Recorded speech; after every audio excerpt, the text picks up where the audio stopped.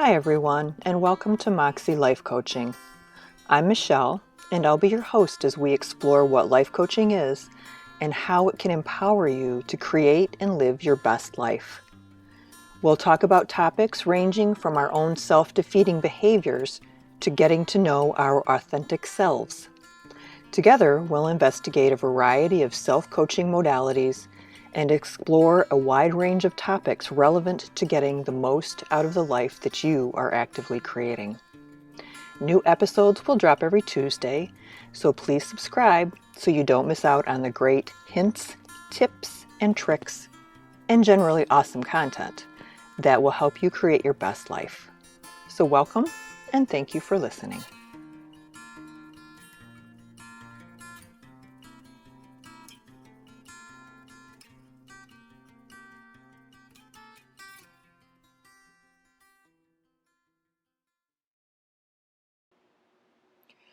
Hi, everyone, and welcome to another episode of the Moxie Coaching Podcast.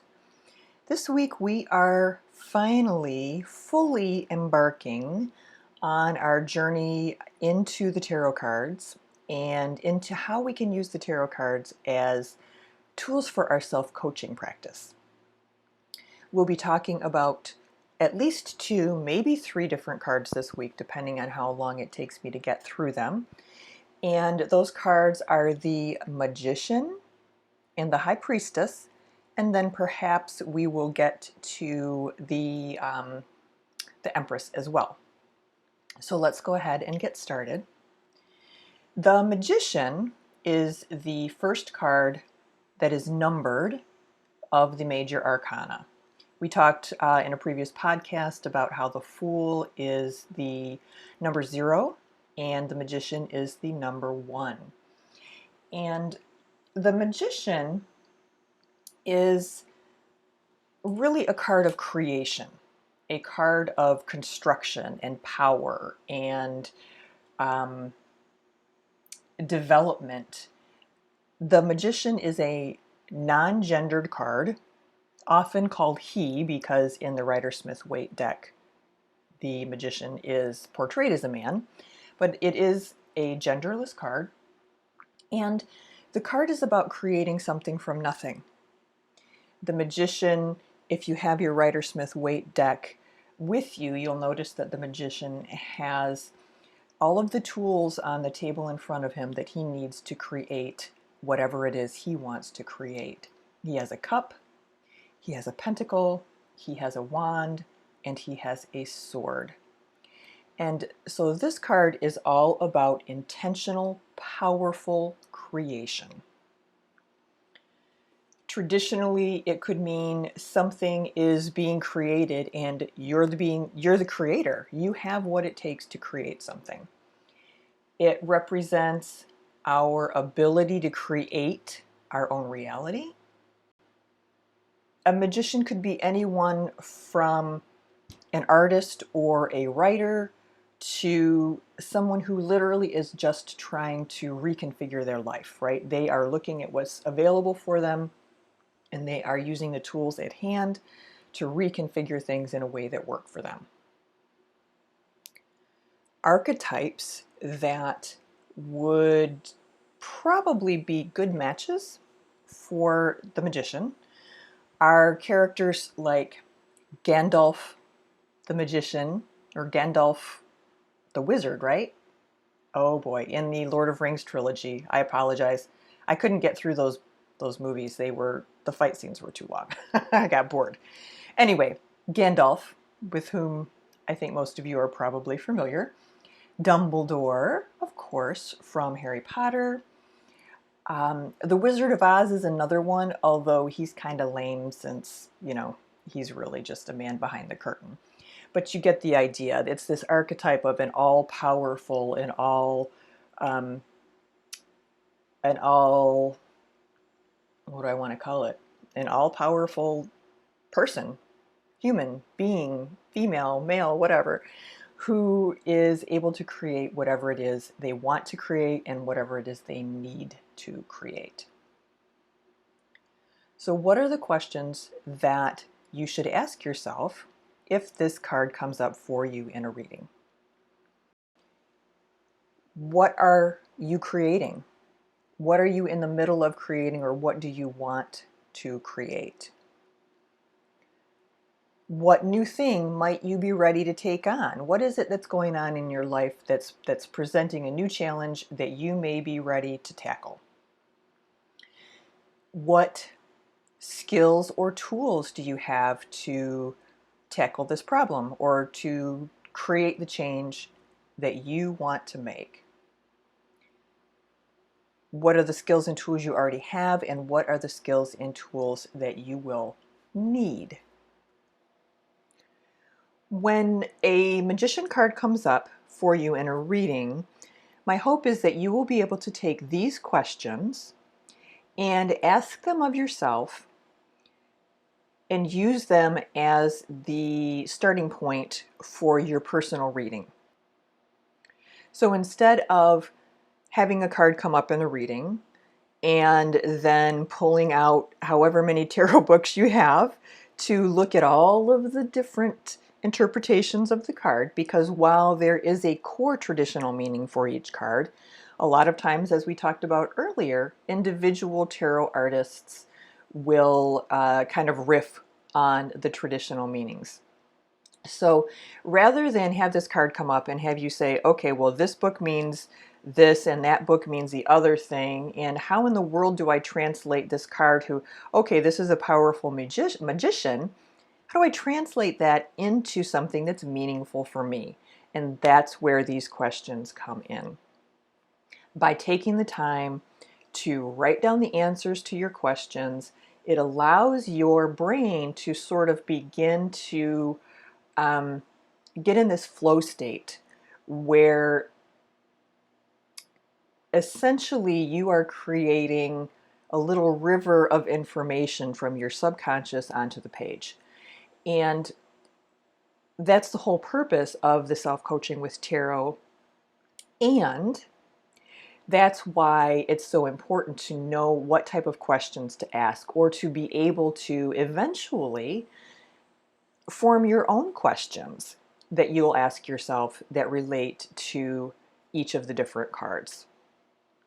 In terms of the archetype, I provide those because I really feel that it's helpful, at least it has been for me, to have an archetype that I can associate with especially the majors and the court cards, because by doing that, I can get an understanding of a particular personality type or a particular personality trait that really is just a memory tool, right? It helps me remember the details of that card. It helps me remember and envision what the purpose of this card might be.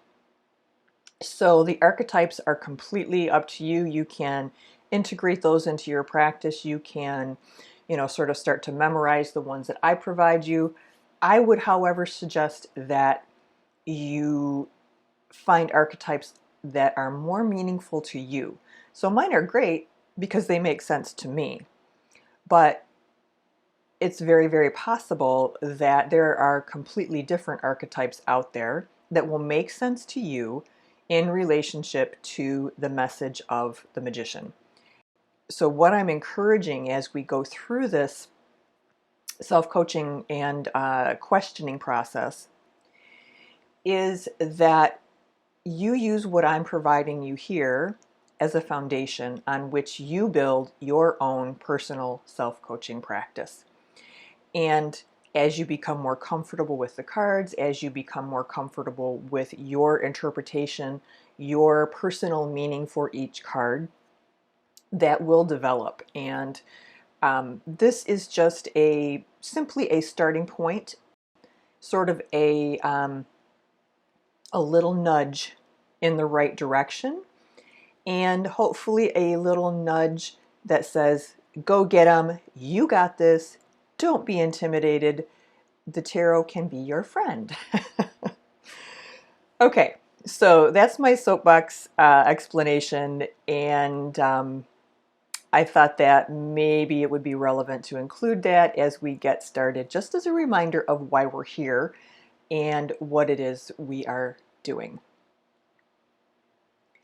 The second card we'll talk about today is the High Priestess. The High Priestess is a woman of mystery and intuition, spirituality, wisdom, inner knowledge, connection to source. She is, in some senses, the feminine energy version of the magician. And while the magician's focus is on the external world and on creation and manifestation of things and events, the High Priestess's focus is more on the internal, on spirituality, on inner wisdom, on inner knowledge, on tapping into the knowledge that is available to us if we're just willing to sit and listen and pay attention. Traditionally, this card means pay attention to your gut feelings. Pay attention to what your intuition is telling you. It's also asking you to even remember that you are an intuitive being, that we're all intuitive beings. We just need to learn how to, number one, access and get the information flowing. And number two, which I think is even more important, is learning to recognize the information when it is flowing to you. Not to realize later, oh yeah, my intuition told me this, that, or the other thing, and I didn't listen. Basically, she's telling you that if you look inside, you probably have the answers to whatever questions you have. You just need to go searching for them. So what questions would you ask yourself if the High Priestess comes up for you in a reading? The first question you should ask is, what is my gut telling me about this situation? And when I say my gut, I mean the intuitive part of you, the part of you that you can feel constrict, right? When something's not right. That's your intuition. That's that, quote, gut feeling that is telling you something is right, or more importantly, something is not right. It's also asking you if you need to look inside for an answer. Do you need to look inside, or is the answer an external answer? Do you need to consider what's going on in your emotional life, in your emotional state? Do you need to consider where you are spiritually? Are you connected? Are you disconnected? Do you need to be paying more attention to something that your subconscious is trying to tell you? If the answer to that question is a yes, then of course the next question is, well, what is it that I feel is there that I'm not able to access? What is it that I need to bring to the forefront so I can access it and I can work with it and let it go? And then the other question that I ask personally is, looking at the situation that's surrounding the question that I have, do I need to begin looking for insight and wisdom from someone else? Is there someone else who can act as the High Priestess in this particular situation for me? Someone who can provide some wisdom and some guidance and maybe see things in a way that I don't see them. It could be something as simple as we're too close to a situation sometimes, and it literally takes explaining it to a friend or a colleague or a mentor or anyone what the situation is, and then just sitting back and with their new fresh ears and their new fresh perspective, sometimes people can tell you really quickly where that gap is or where the block is, just because they're not so close to it. So while the High Priestess does encourage you certainly to look inside and to look at the intuition and the spirituality and look at the things that are hidden, it can also just be a suggestion that you reach outside of yourself to see if someone else has a perspective that you don't that may be helpful for you. Examples of the High Priestess archetype, and these are probably almost all going to be popular culture because that way I think the most people will recognize them. So yeah, Rafiki from The Lion King is that wise creature, that one with the wisdom everyone else seeks out.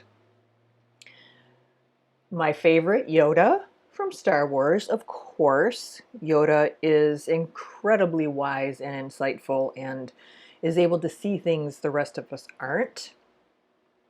And then the last quick and easy example is the Oracle from the Matrix movies.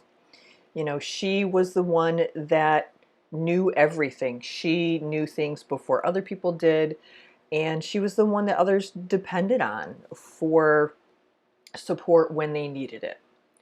So in a more generic context, the High Priestess is someone like a healer or a shaman or some sort of mystic sage type character. So when this person comes up or this card comes up for you in a reading, if you can start to envision not necessarily all of the details of the card, you envision Yoda or you envision Rafiki or whatever, that association should help you associate with and remember the questions and at least a little bit of the traditional card meaning. And the last card we're going to talk about today, because I think we have time, is the Empress. The Empress is sometimes considered like the mother of the tarot. Uh, you could call her a physical manifestation or a human manifestation of Mother Earth type of card, energy, individual, that type of thing. She's very earthy, she's very grounded, she's connected to nature and fertility and natural abundance. And she is about, on a traditional level, seeing this card is all about seeing something come to fruition or seeing the culmination of a project. Because in so many ways, the culmination of a project is like we're birthing something into the world, right? If you've ever worked on a big project that had a launch, or whether it's a project or whether it's been a literal business launch, anything along those lines, there was this period of nurturing and this period of gestation of this project or this whatever. And that is the Mother Earth, the Empress energy. She has a strong connection to femininity, not femininity in the traditional Western stereotypical sense, but femininity in its basic sense, meaning we all have aspects of male and feminine. Everything is a spectrum. It's just that her energy is further down on the feminine side of the spectrum than someone else's. So when the Empress comes up in a reading, you can work on cultivating the traditional meanings and remembering those traditional meanings and all of that. And ideally, you will begin to create a relationship with the card by and through the questions that you know to ask yourself based on this type of card and this card archetype. So, what are those questions? Well, she's all about being firmly grounded. So, that's one of the first questions that you should be asking yourself if this card comes up. Is this card coming up for me because I'm feeling untethered?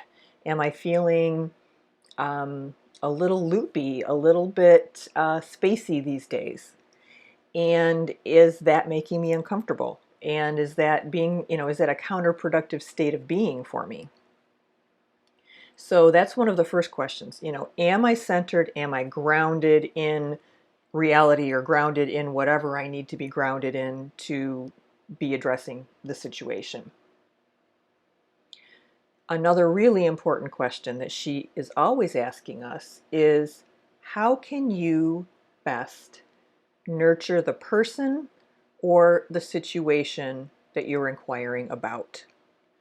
So if, for example, you are inquiring, this is self-coaching, right? So, you know, more often than not, this is going to be referring to, how can you nurture yourself? What do you need to bring yourself back home, to reground, recenter yourself, to begin to feel focused and strong and powerful again? And if this is about someone else, most certainly, if it applies to the questions that you're asking, this could also be referring to someone else. What what can you do to nurture this person? You are in a relationship with this person and there's something going on and you are asking the cards for some advice. And this card comes up and it says, hey, I know this that you're having a hard time, but you also need to consider how the other person in this situation is feeling. Address this for both of you and things may resolve on their own, type of thing. Another question that you may ask of yourself, especially if the first two don't resonate with the situation, is there a project that you're ready to birth or that you are interested in beginning to develop, beginning to gestate, so to speak? What is that project? Is it something that maybe you've been wanting to do for a long time, but you just keep putting it off, putting it off? It could be that this card is telling you, hey, remember that little project that you started 6 months ago? Well, great, you put it aside for a while. That's fine. That was what you needed to do.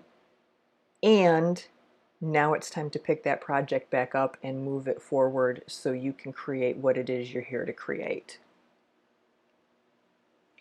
And then lastly, and this one kind of goes along with the second one, but essentially, regardless of who is being considered in the reading, whether if it's your boss, if it is your partner, whomever, right?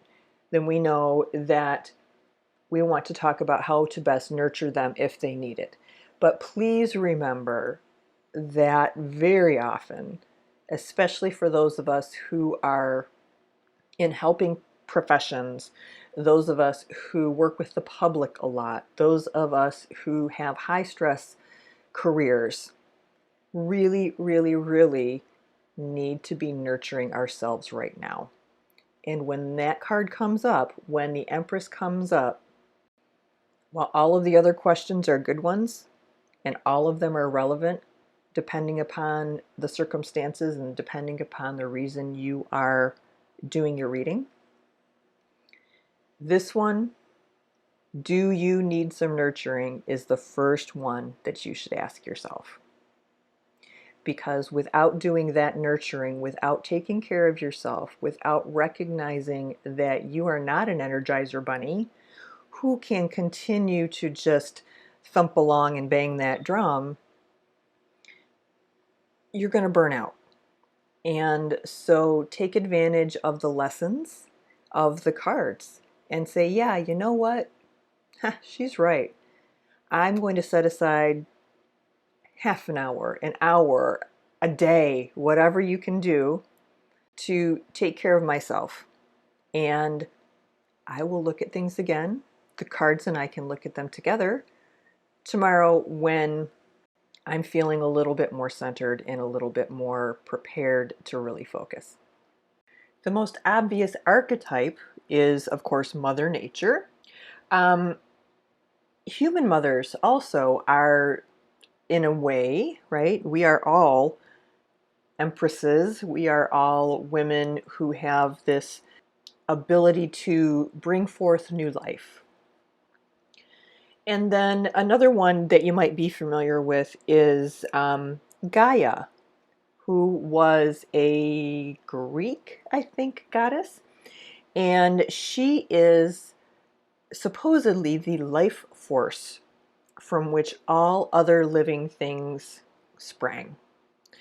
And so when this card comes up, to help you remember kind of what this card is about and maybe lead you toward even some new questions, you can think of the Empress as the Earth Mother, the Mother Earth, human mothers. Some people will even say like a fairy godmother or something along those lines. That wraps up this week's card. Please let me know what you think about this format, if it is workable for you. If you feel like maybe you need a little bit more information, or if there's any way I can help clarify the connection between the cards and the questions that you should be asking yourself, please let me know. I want to make sure that if I'm taking the time to do the podcast, that it's actually a valuable experience for those of you who are listening. And if I don't have any feedback, then I just have to make assumptions. The other thing I wanted to let you know is that the Tarot Birth Card course on the Moxie website is still available. It is a free course that is designed to introduce you to the tarot in a very, very broad manner and teach you to calculate your birth card and the birth card of anyone else you know for whom you have a birth date, and teach you about the personality traits of your birth card.